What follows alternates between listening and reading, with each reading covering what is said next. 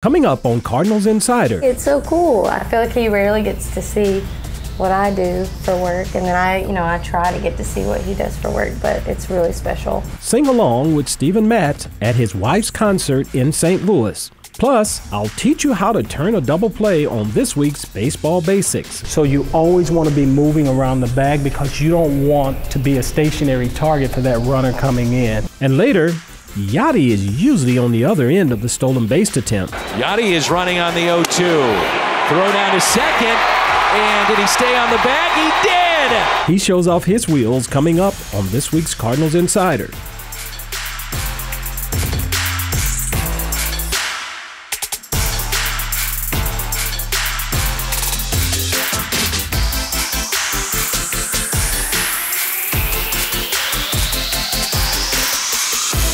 Welcome to Cardinals Insider. I'm Ozzie Smith. Newcomer Steven Matz spent a day off earlier this month listening to his wife's band play in St. Louis. Kane is a Christian trio composed of his wife Taylor and her siblings Madison and Logan.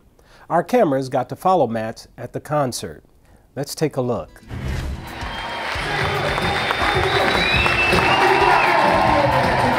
Today it's so cool. I feel like he rarely gets to see what I do for work, and then I try to get to see what he does for work, but it's really special. This is pretty cool. You know, with how busy she is and how busy I am, it's like whenever we have mutual off days, we just try to be in the same place at the same time, and today it's pretty cool that she's working on my off day, so I get to, normally she's coming to see me play, so I get to go see her play.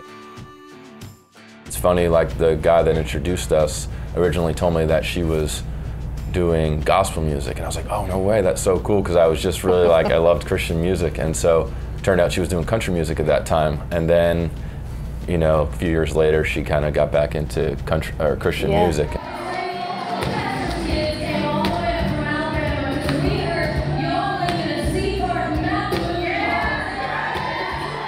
We were raised on like Southern rock, and so you're gonna get some of that Alabama, that Muscle Shoals, like that soulful sound. Just songs with a great message. I think we really try to encourage people and point people to something true that they can find hope in. Do you get nervous when you watch him pitch? Like, oh yeah. What's I'm that like sick to my stomach. I mean, he's been doing it. We've been together for going on 6 years. And so I feel like I'm getting better at it. I'm not as anxious, but it's still, I feel like it's just a lot of pressure. That's a lot of people, but he handles it really well, I think. Oh, the 2-2 pitch by Matz. And he struck him out. 4 strikeouts for Steven Matz. Great job. Hi, buddy. Thank you for coming. Hi. Does it make you nervous? Yes. I'm not musical, so I think that's really why I get nervous, because like I can't fathom remembering lyrics. She knows how bad I am at, you know, singing lyrics, and I always mess up. Like I can't picture. picture. Jobs for just That wouldn't be good. Day. Would you just pass out? Yeah, probably. I would pass out if I did what you did. Hey, nice to meet you. Hey, nice to meet you, Paul. Hi, Amy. Nice to meet you. You know, they're a really close family, and we're all really close. So just to see them all do it together is really cool. It's also comforting for me to know she's with her family when she's traveling.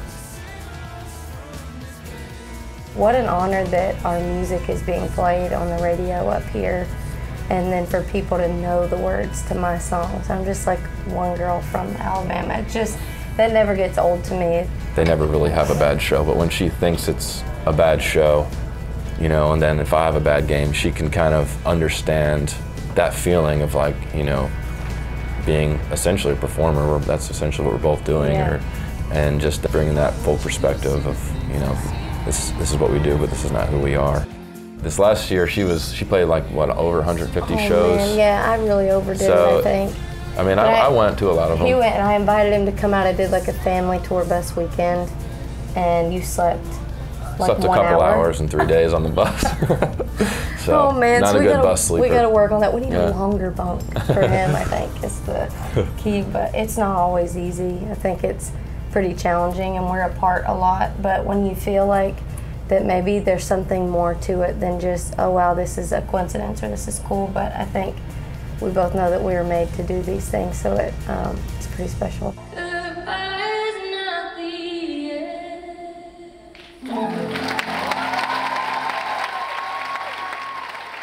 And straight ahead on Cardinals Insider, I never allow people to say, well, you threw it off the wrong foot. There's no such thing.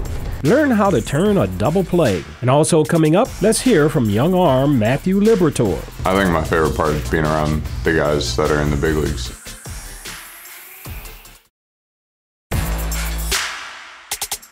As a shortstop, it was important for me to master all of the different ways to turn two. So on this week's Baseball Basics, we focus on the double play. Let's head down to the Cardinals batting cages for more. Welcome back to another Baseball Basics with Ozzie Smith. On a previous segment, we talked about fielding ground balls, but today we're going to learn how to turn a double play, which I heard is one of your favorite things to do. It is, because it's so improvisational. Okay, say you're the second baseman, and you like the ball, and I find out as a shortstop where you like the ball. My job is to get it to you as quickly as I possibly can.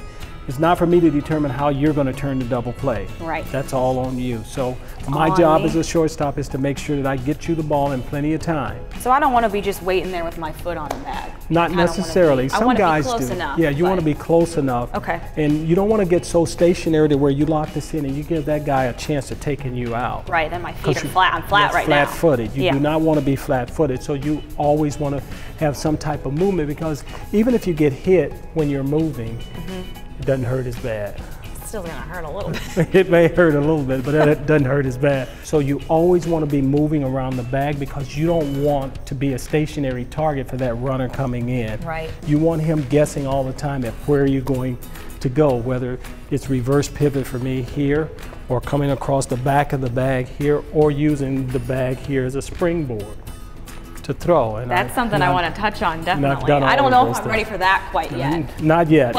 That's the advanced course. Let's start with the basic double play. The basic double play. Yes. And here again, if a ground ball is hit to my left and I'm going to turn the double play, I want you to get there in plenty of time so that I'm not hitting a moving target.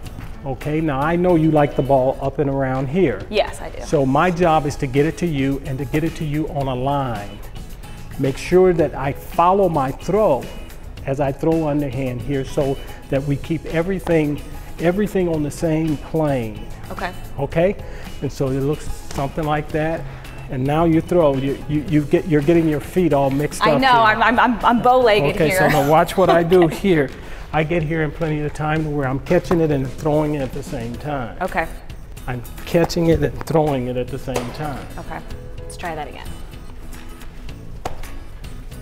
There, that's better. Boy, you're pretty quick steady. Here you go. Now come across and keep it going. Throw. That's right. Keep it going. Okay.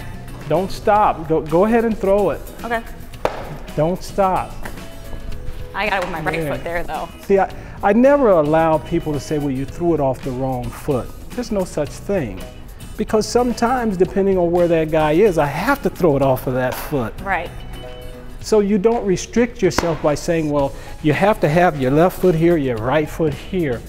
Sometimes you don't have a lot of time for that. All right, I have one last question for you. Do you have a favorite double play that you've ever made? Well, the one that I probably enjoyed the most was where, say there's a hit and run, and the ball's hit to you.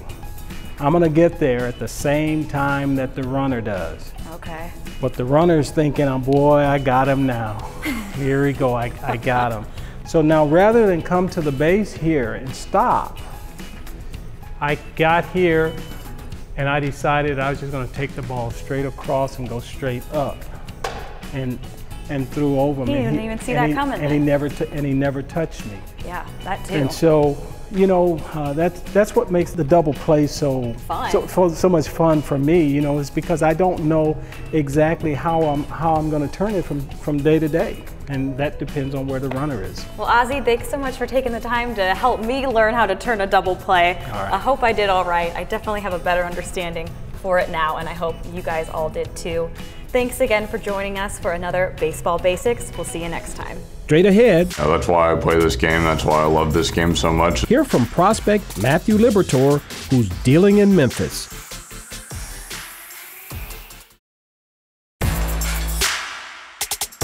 Top prospect Matthew Liberatore has been dominating in Memphis, earning AAA's International League Pitcher of the Week honors in April. Let's hear from Libby on this week's Farm Report.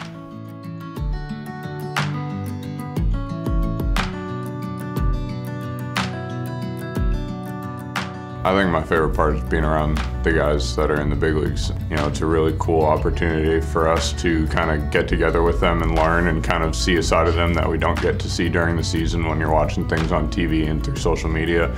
I'd say probably Wayno.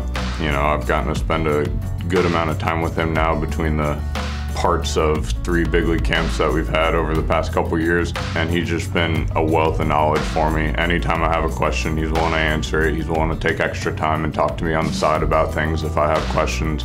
I'd say aside from, you know, being able to come to big league camp and do the things that we've been doing here, the Futures game was awesome, being able to go to Colorado. I'd say it's hard to put one of them at the top of the list. They've all been first-class experiences, and you know, there's a lot of different people that you get to meet, a lot of new faces, so that always makes it really exciting. I like to think that I feel like I'm 10 feet tall and bulletproof when I take the mound, so you know, I'm out there all by myself, and there's no reason that I shouldn't have the utmost confidence in myself. You know, that's why I play this game, that's why I love this game so much, is the competition, the mental battle that goes on between the pitcher and the hitter, and for me, that's the thing that gets me the most excited to come out here and compete. In today's day and age, the game has become a lot more scientifical. But I still like to view it as an art, and I think that it really is a beautiful game, and a lot of people enjoy it for really good reasons, and I'm excited that baseball is finally back and that we get to bring that to the fans again, and you know, like I said, go out and get the opportunity to compete and play this beautiful game. There's been a lot of great pitchers in franchise history, and Dizzy Dean is near the top of that list. From his arm to his bat, old Diz always made headlines. Our Brett McMillan tells us more about Dizzy. It's time for a Cardinals Legends profile. Jay Hanna Dizzy Dean lacked neither confidence nor showmanship during his baseball career. While playing ball in an Army league, his master sergeant told a Cardinals scout that Dean was, quote, the dizziest kid I ever had in my outfit. The nickname stuck, and the Cardinals eventually signed Dizzy to a pro contract in 1930. He made his big league debut later on that summer. During his 7 seasons with St. Louis, Old Diz racked up 134 wins, including a signature victory in Game 7 of the '34 World Series, silencing the Tigers on short rest to win the Cardinals' 3rd World Championship. He won 20 or more games in 4 straight seasons between 1933 and 1936. 34 was the pinnacle of his career. He fired 311 2/3 innings on the way to a 30-7 record and the National League MVP. Dizzy Dean, they tell me that you're dizzy, but if I could throw a ball like you, I'd like to be as dizzy as you are. This is for your All-American. Dizzy's younger brother Paul joined him in that rotation. Together, the pair accounted for 49 wins.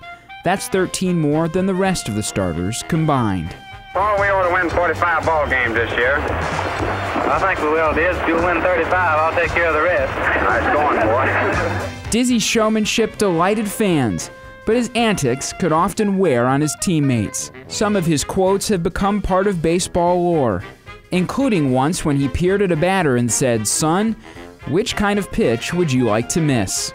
Dizzy entered the Baseball Hall of Fame in 1953, and in 1974, the Cardinals retired his number 17. A great pitcher, maybe an even better entertainer, and most certainly a Cardinals legend. For more on Cardinals history, visit the Cardinals Hall of Fame and Museum inside Ballpark Village. Plan your visit at cardinals.com/museum. When we return, this pitcher, he can't hit the side of a barn. We ought to just sign my grandma. She could get the ball over the plate. More on Dizzy and how he found his way back to the mound after retirement.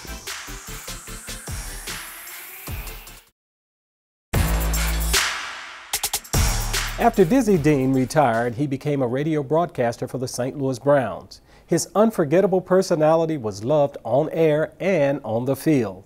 In 1947, Diz got to come back and pitch during a game. Let's take a closer look at how it all happened. You know, Dizzy has been a long time announcer for the Browns. He did some Cardinal work, but he had left baseball. The Cardinals released him in '36. He'd gone to the Cubs and played for a few years. But really, he'd been out of baseball, you know, for a good 8 years, and he's an announcer. So he already had this great fan base, and he would just open-mindedly speak his mind. And you know, he would talk about this pitcher, you know, he can't hit the side of a barn. We ought to just sign my grandma. She could get the ball over the plate. He would say things like that to stir up the fans, stir up the interest, but he also stirred up the team. And some of the pitchers and the players were kind of not real happy with him. So on September 28th, 1947, they said, "Dizzy, you want to pitch a game?" And I always tell people when I'm giving talks about that, you know, one of my favorite days is the day Dizzy Dean pitched for the St. Louis Browns. And people go, "No, he pitched for the Cardinals." No, he pitched that one day. He started, and he came out. Now, this was not the sleek, muscular Dizzy Dean you see as a member of the Gas House Gang. This is a little huskier, more robust man now taking the mound. But Dizzy was Dizzy. You know, he put up his mark, and he threw 4 innings of a shutout. And he even came to bat, and typical Dizzy fashion, he loops a ball into right field, and you know, old Diz and normal pitchers would stop at first base, but no, he doesn't stop. He goes barreling into second base, kind of wrenched his back a little, but he got a double that day. And you know, his back then later on in the game started stiffening up. His wife was sitting there, Pat Dean, screaming, "Get the bum out of there," you know. And I always say, well, Dizzy soon realized who he had to go home with that night, and he decided to come out of the game. But he didn't allow a run, so he put up his mark, as he said, you know, "I can do better than these guys they got today," and he certainly did for the St. Louis Browns. We're honoring franchise icons Yadi, Waino, and Albert all season long. Let's throw back to a recent game when Yadi stole second base. Boy, was that fun.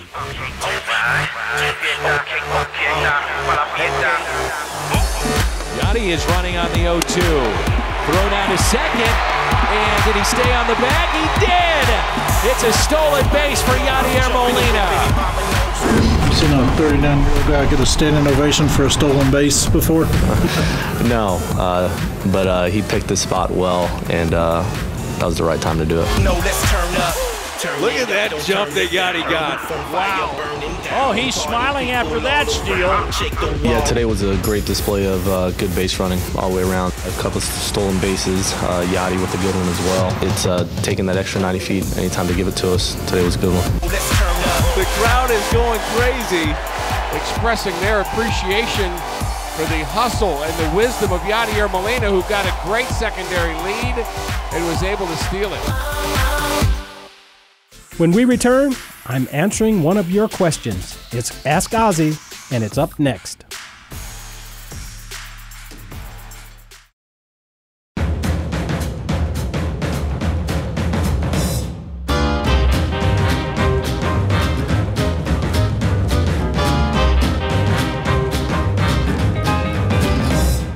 It's time for this week's Ask Ozzie. Eric in Mayfield, Kentucky asked, outside of Busch Stadium, which ballparks were your favorite and least favorite to play in? Well, let's start in San Francisco. San Francisco was always cold and windy, and the wind was always blowing in your eyes, so you probably saw a lot of us wear goggles when we played in San Francisco. The other would probably be Chicago, and I say that because fans were always on top of you and you could hear everything. In the 80s, we were a team that ran a lot, so the grass was always tall in Wrigley Field, and the field always seemed to be wet, whether it rained or not. Besides Busch, I don't know if there was a favorite ballpark. I think my numbers were pretty good in Philadelphia.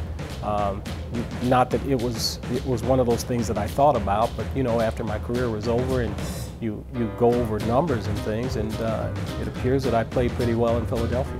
Thanks for the question, Eric. If you want to submit a question, head on over to cardinals.com/insider and click the Ask Ozzie tab. But for now, stay with us. There's more Cardinals Insider after the break.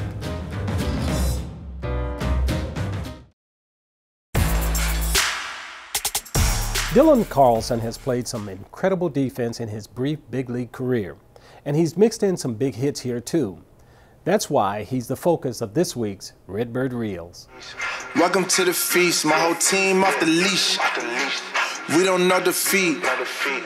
Everybody eat, ayy. You know I'm a beast. You know I'm a beast. Here comes Dylan Carlson. Save at the plate.